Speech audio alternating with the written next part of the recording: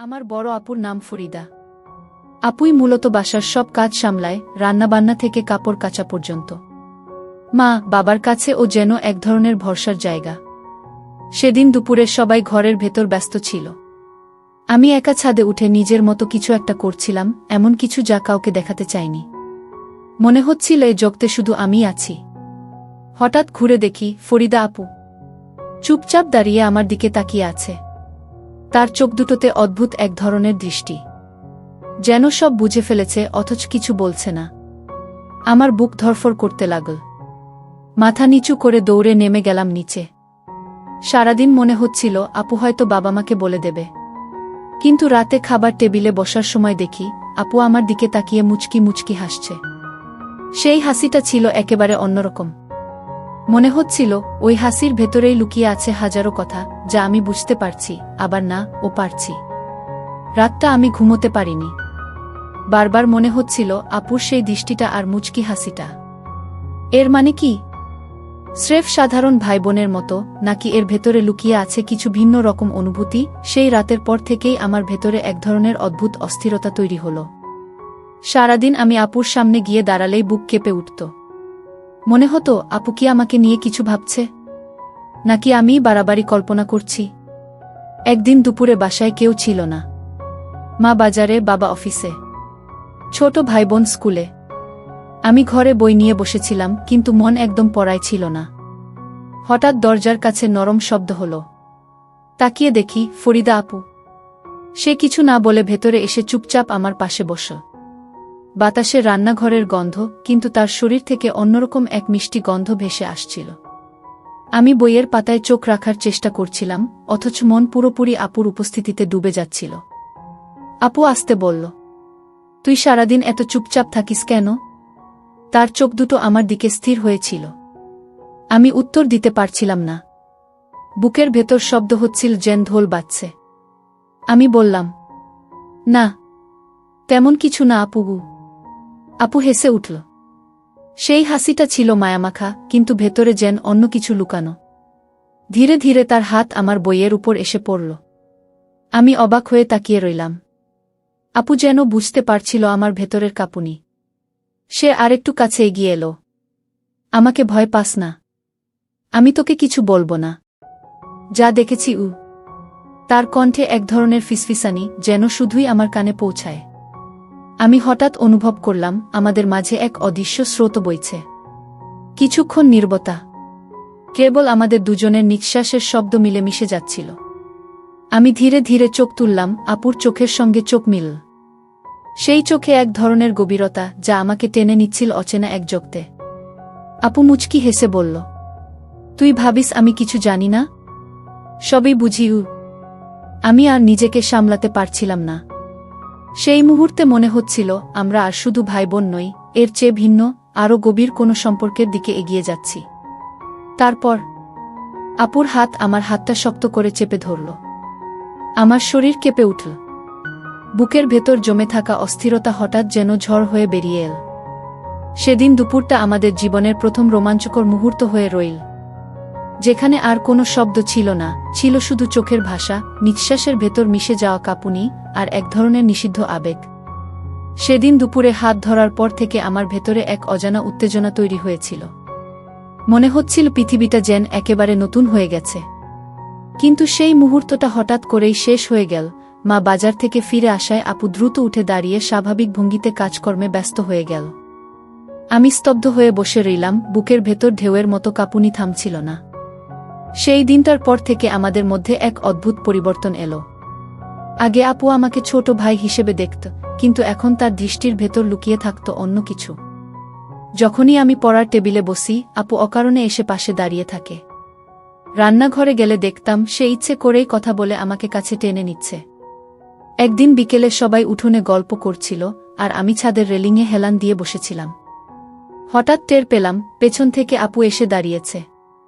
আমি ঘুরে তাকাতেই সে মুচকি হেসে বলল, তুই আমাকে ভয় পাস কেন? আমি তোতলাতে তোতলাতে বললাম, না আপু, ভয় না। মানে কি? আপু ধীরে ধীরে এগিয়ে এসে একেবারে আমার কানের কাছে ফিসফিস করে বলল, তোর চোখে সব লেখা থাকে গু। সেই মুহূর্তে আমার শরীর কেঁপে উঠল। বাতাসে হালকা শিউলি ফুলের গন্ধ ভেসে আসছিল, আর আপুর নিঃশ্বাস মিশে যাচ্ছিল আমার গালে। আমি অনুভব করলাম এই দূরত্বটা আর আগের মতো নেই।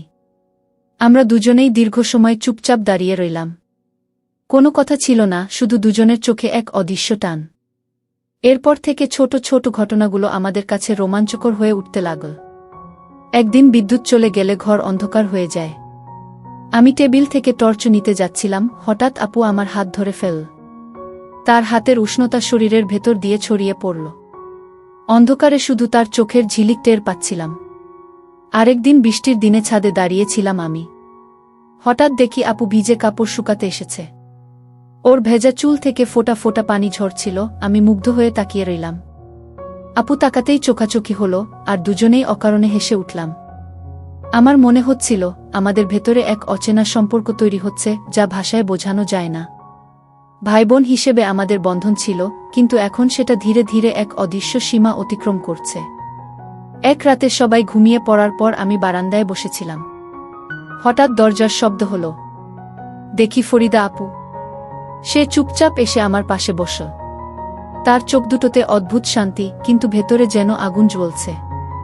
সে ধীরে বলল, আমাদের দুজনের মাঝে যা হচ্ছে সেটা কাউকে বলা যাবে না। তুই কি পারবি গোপন রাখতে? আমি কিছু বলতে পারছিলাম না, শুধু মাথা নিচু করে সম্মতি জানালাম। আর সেই মুহূর্তে আমাদের নীরব বোঝাপড়া জন্ম নিল। আমরা দুজনেই জানি এই সম্পর্ক আর শুধু ভাইবোনের সীমায় বাধা নেই, এর ভেতরে এক অদৃশ্য রোমান্স জন্ম নিচ্ছে। সেদিন রাতটা আমাদের জীবনের নতুন অধ্যায়ের শুরু হয়ে রইল। সেই রাতের পর থেকে আমাদের দুজনের মাঝের দূরত্বটা যেন একেবারেই মুছে গেল। আগে যেভাবে আপুর সামনে দাঁড়াতাম, লজ্জা পেতাম, এখন আর তেমনটা থাকত না। বরং মনে হতো আপুই আমাকে ইচ্ছে করে টেনে নিচ্ছে এক অজানা দিকের দিকে। দিন যত যাচ্ছিল আমাদের মাঝের বোঝাপড়া ততই গভীর হচ্ছিল। কিন্তু এর সঙ্গে সঙ্গে ভেতরে ভেতরে এক ধরনের ভয়ও কাজ করছিল। যদি কেউ টের পেয়ে যায়, যদি মা বা বাবা কোনোদিন বুঝে ফেলে। একদিন সন্ধ্যায় সবাই উঠোনে বসে গল্প করছিল। আমি একপাশে বসেছিলাম, আপু রান্নাঘর থেকে নাস্তা আনছিল। হঠাৎ আমাদের চোখাচোখি হলো। আপু একবার মুচকি হেসে তাকাল, তারপর চোখ নামিয়ে নিল। আমি বুঝতে পারলাম সেই হাসির ভেতরে অদ্ভুত এক গোপন বার্তা আছে। রাত নামতেই আমি ঘরে ঢুকলাম। জানালার পর্দা টেনে বসেছিলাম। হঠাৎ দরজার হালকা শব্দ হলো। আমি চমকে উঠলাম। দরজা খুলতেই দেখি ফরিদা আপু। সে খুব আস্তে ভেতরে ঢুকে দরজা বন্ধ করে দিল। তুই একা বসে আছিস কেন? আপু ফিসফিস করে বলল। আমি বললাম, ঘুম আসছিল না গি। আপু এসে আমার পাশে বসল। বাতাসে হালকা আতর আর শ্যাম্পুর গন্ধ। মুহূর্তেই পুরো ঘর যেন বদলে গেল। সে ধীরে ধীরে আমার হাতটা নিজের হাতে নিয়ে বলল, তুই আমার চোখের দিকে তাকাস না কেন? আমি সাহস করে তাকালাম। তার চোখে এমন এক গভীরতা যা আমার বুক কাঁপিয়ে দিল। মনে হচ্ছিল সেই চোখে আমি ডুবে যাচ্ছি। আপুর ঠোঁটের কোণে হালকা হাসি ফুটল। তারপর ধীরে ধীরে সে আমার কাঁধে মাথা রাখল। আমার নিঃশ্বাস বন্ধ হয়ে আসছিল। চারপাশে যেন পৃথিবী নেই, শুধু আমরা দুজন। সে ফিসফিস করে বলল, আমাদের সম্পর্কটা কেউ বুঝতে পারবে না, তবে আমরা জানি এই অনুভূতি সত্যি গি। আমি কেঁপে উঠলাম। মনে হচ্ছিল আপুর প্রতিটি শব্দ আমার বুকের ভেতরে ঢেউ তুলছে। কিছুক্ষণ পর আপু মাথা তুলে আমার দিকে তাকাল। তার চোখে এক অদৃশ্য টান যা আমাকে কাছে টেনে আনছিল। মুহূর্তটা যেন থেমে গেল। আমরা দুজনেই নীরবে একে অপরের খুব কাছে চলে এলাম। ঠিক তখনই বাইরের দরজা জোরে বন্ধ হওয়ার শব্দ হলো। বাবা ফিরে এসেছে। আমরা দুজনেই চমকে উঠলাম। আপু তাড়াতাড়ি উঠে দাঁড়িয়ে বলল, কিছু হয়নি, মনে রাখিস কাউকে যেন টের না পায়। সে দ্রুত ঘর থেকে বের হয়ে গেল।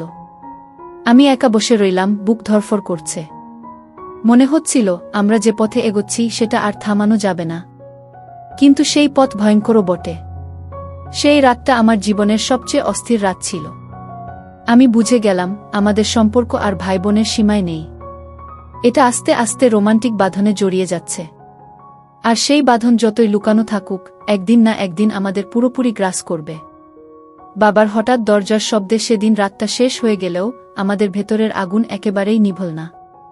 বরং দিন যত যাচ্ছিল সেই আগুন যেন আরও ছড়িয়ে পড়ছিল। পরদিন সকালে সবাই যখন ব্যস্ত, আমি চুপচাপ বারান্দায় দাঁড়িয়েছিলাম। হঠাৎ দেখলাম ফরিদা আপু কাপড় মেলতে এসেছে। সূর্যের আলোয় তার মুখে অদ্ভুত একটা লাবণ্য ঝলমল করছিল। আমি অন্যমনস্ক হয়ে তাকিয়ে আছি, হঠাৎ আপুর চোখ আমার চোখের সঙ্গে আটকে গেল। সে মুচকি হেসে ধীরে বলল, এভাবে তাকিয়ে থাকিস কেন? আমি তোতলালাম।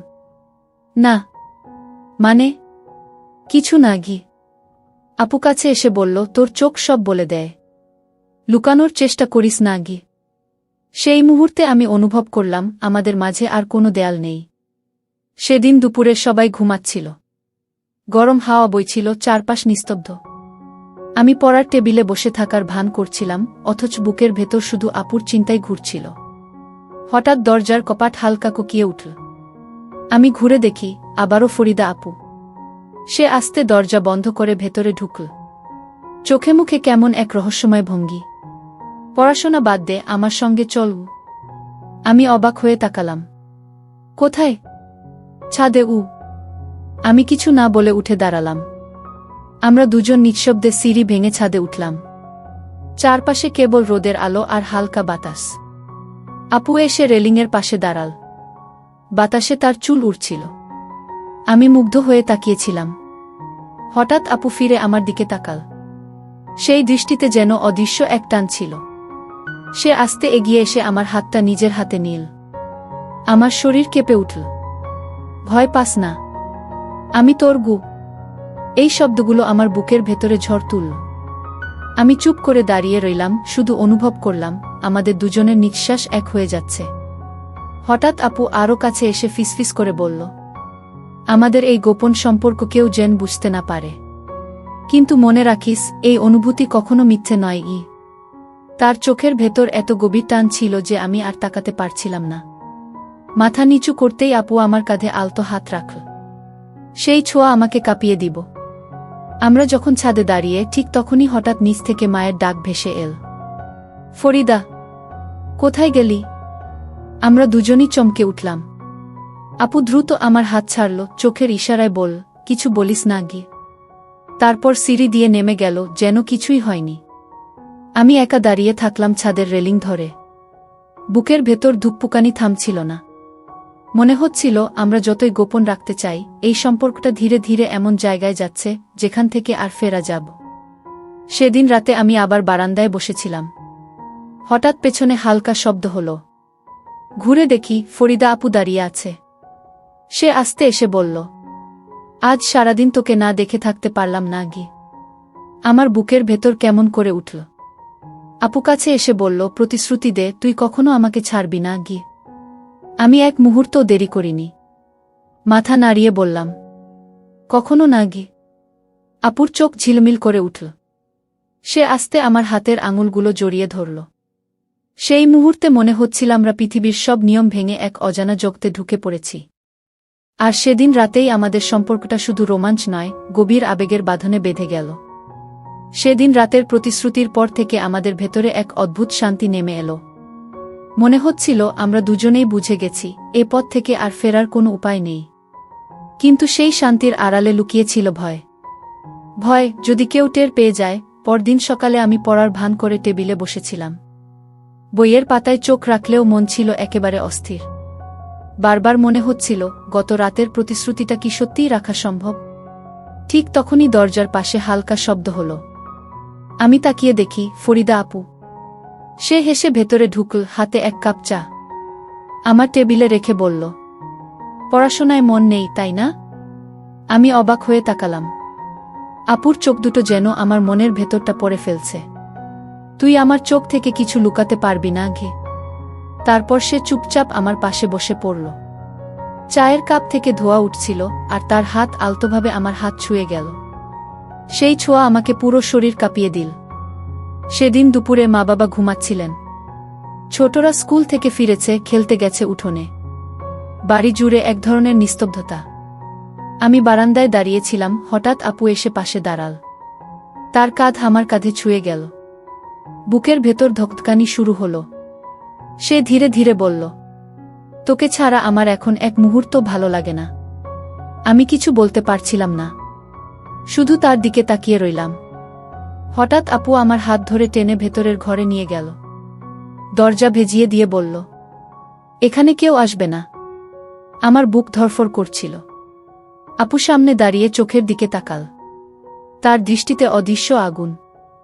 ধীরে ধীরে সে আমার কাছে এগিয়ে এলো। আমি নিঃশ্বাস ফেলতে ভুলে যাচ্ছিলাম। হঠাৎ করেই দরজার বাইরে থেকে ছোট ভাইয়ের ডাক শোনা গেল। আপু, মা ডাকছে। আমরা দুজনেই চমকে উঠলাম। আপু দ্রুত আমার হাত ছাড়ল, যেন কিছু হয়নি এমন ভান করে বাইরে চলে গেল। আমি একা বসে রইলাম, বুক ধুকপুক করছে।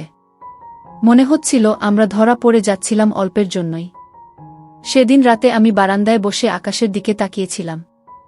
মনে হচ্ছিল এই গোপন বাঁধন একসময় আমাদের ধরা খাওয়াবে।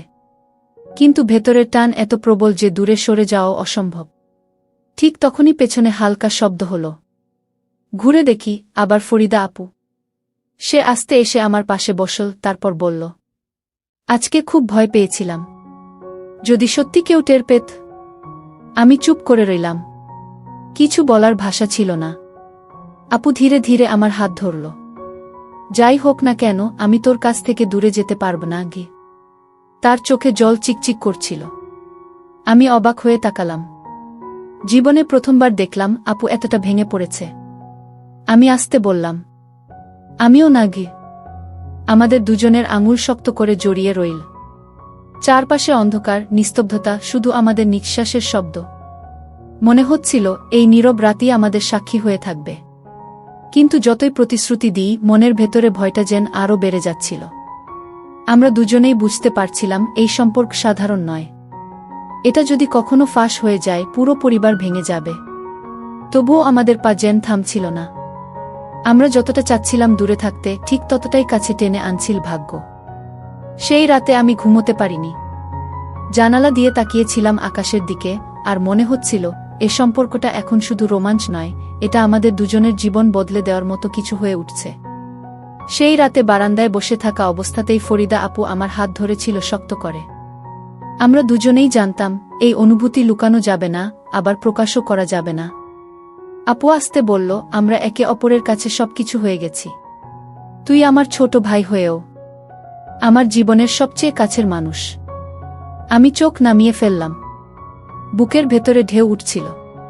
এটা কি ভুল আপু? সে মৃদু হেসে আমার চিবুক তুলে দিল। ভালোবাসা কখনো ভুল হয় না, শুধু সমাজ তাকে ভুল বলে গি। তার কথাগুলো আমার ভেতরে কাঁপন তুলল। মনে হচ্ছিল আমরা দুজনেই সবকিছু জেনে শুনেই এগোচ্ছি। যেখানে ভয় আছে, তবুও আছে এক অদ্ভুত শান্তি। রাতের আকাশে তারার ঝিলিক, চারপাশে নিস্তব্ধতা।